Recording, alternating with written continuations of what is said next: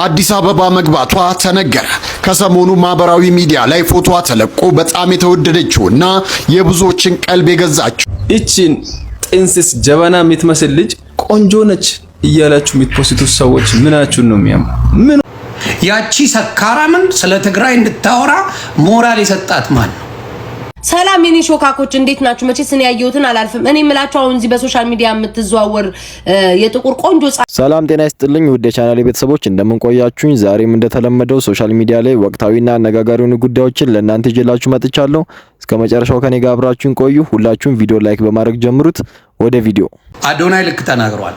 ጃኒ ልክ ተናግራለች። ሶሻል ሚዲያ ላይ ያሉ ሰዎች ለትግራይ ህዝብ ድምጽ ሆነዋል፣ እንዳትረሷት። በኋላ ጦርነቱ ተጀምሮ ስታልቅ ምንም ድምጽ አልሆኑም ምን አልሆኑም ብትል አልሰማህም። እኔም ይሄን እየተናገርኩ ነው።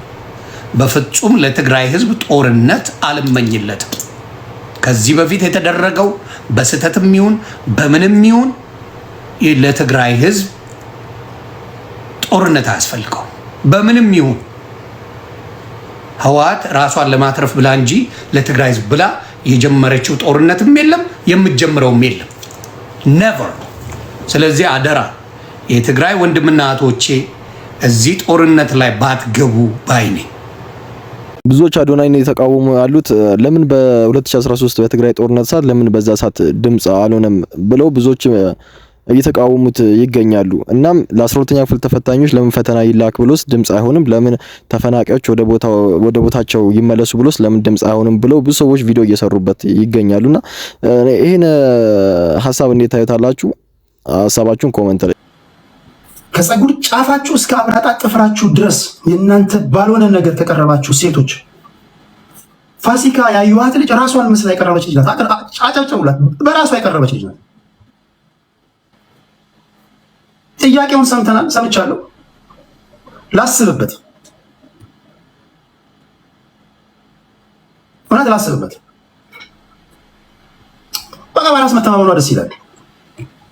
እንደተመለከታችሁት ነው። በቃ ቴዲ እንደዚህ ብሎ ከተናገረ በኋላ ፋሲካ በቃ አልቻለችም። በቴዲ ቪዲዮ ምናምን እየሰራች ነው፣ ፎቶን ከላይ ያረገች ምናምን በቃ እየሰራች ነው ያለችው እና ግን እውነቱን ነው ደግሞ የተናገረው።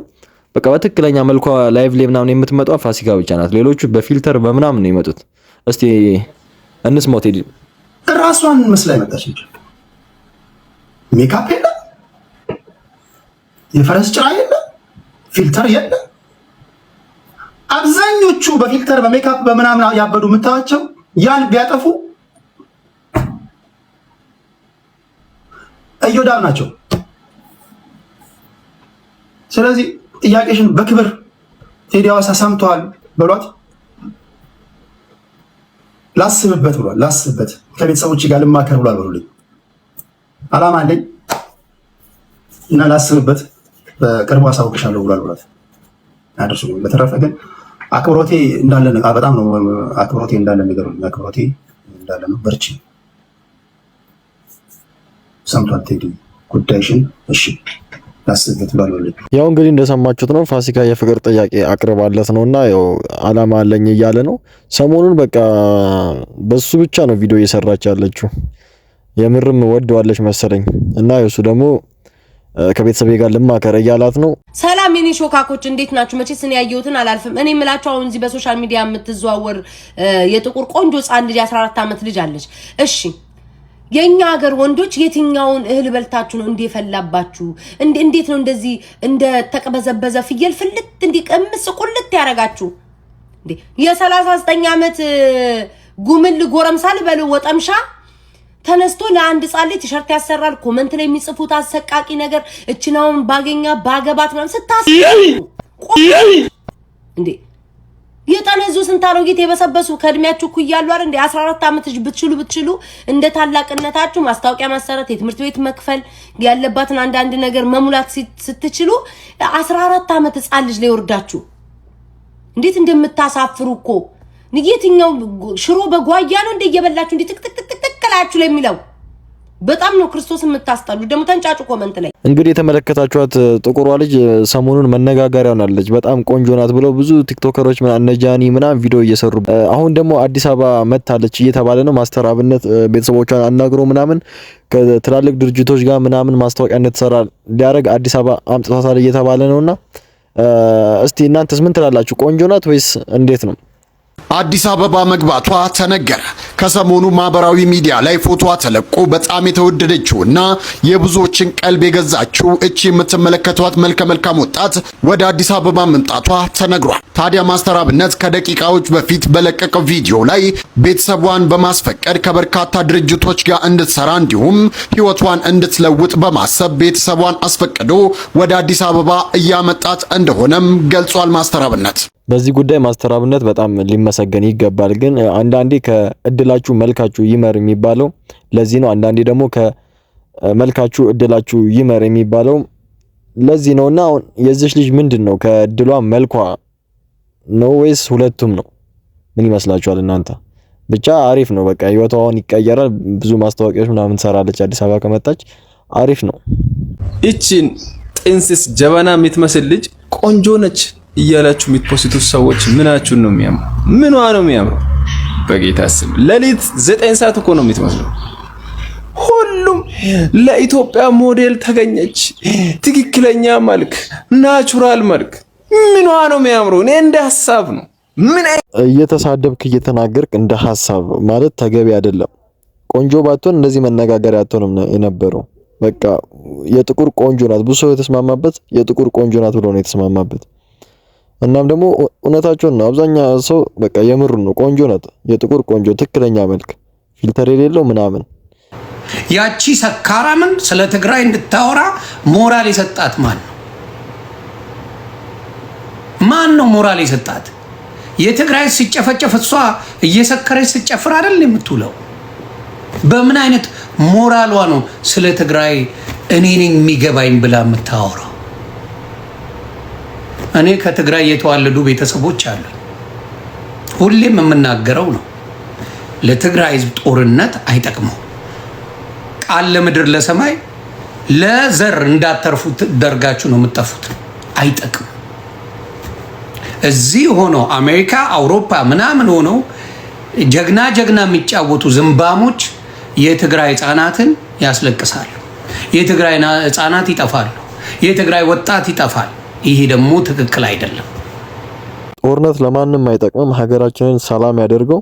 እስቲ ሁላችሁም ኮሜንት ላይ ሀገራችንን ሰላም ያደርገው እያላችሁ ጻፉ። ዲያስፖራው ዘይዶም ኬር አባውት ኢትዮጵያ ስላለው ፖፑሌሽን ዘይዶንት እንዳትሸውዱ። ዲያስፖራው ስለ ሀገር ያገባኛል ውሸቱን ቡና ጠጡ፣ ዲፕሬሽን መወጫ፣ ወሬ ማጣፈጫ ፖለቲካው። የኢትዮጵያ ፖለቲካ ኢትዮጵያ ውስጥ ባሉ ሰዎች ብቻ ነው መሰራት ያለበት። የኢትዮጵያ ፖለቲካ ኢትዮጵያ ውስጥ ባሉ ኢትዮጵያውያን ብቻ ነው መሰራት ያለበት። ለእያንዳንድሽ ሌሎች የሌላ ሲቲዝን ሀገር ሲቲዝንሽ ልጆችሽን መላክ ማትፈልጊ ኢትዮጵያ እንኳን ስትሄጂ ስልክሽን ምንሽን አጥፍተሽ ኢትዮጵያ መገቢ ሁላ የድሃን ልጅ አታስማግዱ። የድሃን ልጆች አታስማግዱ። እናቶቻችንን አታሳቁ። አታሳቁ። እንዴት ይሰለቻል። ገብቷችኋል? ከዛ በጦርነት ምክንያት ደግሞ የሆነ ችግር ሲመጣ የሶሻል ሚዲያ አጀንዳ ማድረግ ዩ ጋይስ ኢንጆይ እንዳምን አርጋችሁኛል። በነገራችሁ ላይ ሰዎች ደስ የሚላቸው ሰዎች እንዳሉ ደርሽበታል። ምክንያቱም አጀንዳ ነው። ሙሉ ለሙሉ ዲያስፖራ ስለ ኢትዮጵያ አይጨነቅም ማለት ተገቢ አይመስለኝም። ስንት ቤተሰብ ያለው እኮ አለ እዚህ ኢትዮጵያ ውስጥ ጦርነት ካለ እኮ ያው ዞሮ ቤተሰባቸው ምናምን እዚህ ነው እና ሙሉ ለሙሉ ሀገሩ ስለሚፈጠረው ነገር አያሳስባቸው ማለት እኔ ትክክለኛ እንትን ነው ብዬ አላስብም። እንደውም በጣም የሚጨነቁ አሉ። እዚህ ሀገር ቤት ውስጥ ነገር ሲፈጠር ምናምን በጣም የሚጨነቁ ዲያስፖራዎች አሉ። ሰላም የሀገሬ ልጆች እንደምን አላችሁ? አይኖ ቪዲዮ ፖስት እያልኩኝ አይደለም፣ ብዙ እየጠፋሁባችሁ ያለሁት ይገባኛል። ትንሽ እረፍት መውሰድ ፈልጋለሁና በተቻለኝ አቅም ፖስት እያልኩኝ ነው። ግን ደግሞ እንደ ድሮ 10 20 30 ቪዲዮ እየቀረጽኩ አይደለም። ግን እመኑኝ እንመለሳለን። ያው አዶናይ ታውቁታላችሁ፣ ብዙ ታሪካዊ ነገሮች ይዘን መምጣታችን አይቀርም። ምክንያቱም አዶናይን ሪኢንቨንት ማድረግ የኔ ስራ ስለሆነ ለቲክቶክ ብዬ ሳይሆን ለህይወት ብዬ ራሴን ለማወቅ ስል ማለት ነው። ስለዚህ አብራችሁኝ አዲስ መንገድ እንደምትጀምሩ በቅርቡ እርግጠኛ ነኝ። ቤተሰቦቼ ናፍቀውኛል። ወደ ኢትዮጵያ ስመለስ ደግሞ ከቤተሰቦቼ አዳዲስ ብሎግ ጠብቁ። እወዳቸዋለሁ። እንደሰማችሁት ነው አዶናይ በአዲስ ኢነርጂ ወደ ኢትዮጵያ ስመለስ በአዲስ ኢነርጂ በአዲስ ጉልበት እንደ ቀድሞ ቪዲዮ ቶሎ እለቃለሁ እያለ ነው። ውድ የቻናል ቤተሰቦች ለዛሬ ይዤላችሁ የመጣሁት ቪዲዮ እነዚህን ይመስሉ ነበረ። በቀጣይ ቪዲዮ እስከምንገናኝ ሁላችሁም በያላችሁበት ይመቻችሁ።